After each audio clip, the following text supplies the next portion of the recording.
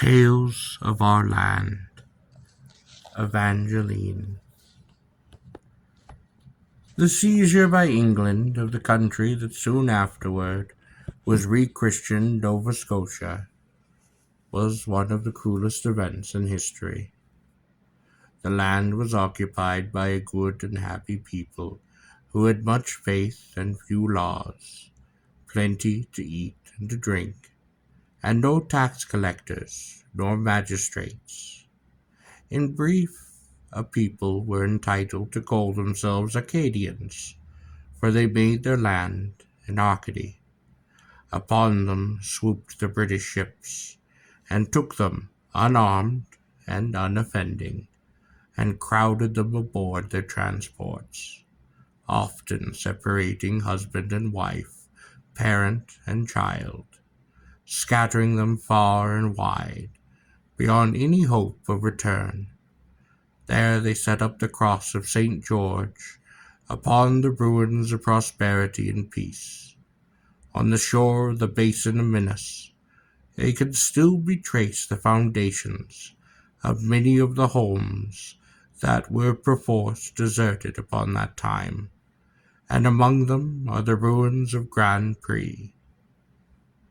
Here in Grand Pré lived Evangeline Bellefontaine and Gabriel Lewoodse, who were betrothed with the usual rejoicings just before the coming of the English. They had expected, when their people were arrested, to be sent away together, but most of the men were kept under guard, and Gabriel was at sea, bound, neither he nor she knew whither. When Evangeline found herself in her father's house alone, for grief and excitement had been more than her aged parent could bear. He was buried upon the shore, just before the women of the place were also crowded on board a transport. As the ship set off, her sorrowing passengers looked behind them to see their homes going up in flame and in smoke. Acadia knew them no more. The English had planned well to keep these people from coming together for conspiracy or for revenge. They scattered them over all of America, from Newfoundland to the southern savannas. Evangeline was not taken far, only to New England, but without Gabriel all lands were drear, and she set off in search for him, working here and there, sometimes looking timidly upon the headstones on the new graves, and then traveling on. Once she heard that he was a coureur de bois upon the prairies, again that he was a voyager upon the Louisiana lowlands. But those of his people who kept near her inclined to jest upon her faith, and urged her to marry Leblanc, the notary's son. He did truly love her. But to these she only could reply, I cannot. For down the Ohio and the Mississippi she went, upon a raft, with a little band of those who were seeking the French settlements, where the language, religion, and simplicity of life were called that of Acadia. They found it upon the banks of the Tish, and they reached the house of the herdsman Gabriel upon the day that he himself had departed for the north to seek out Evangeline.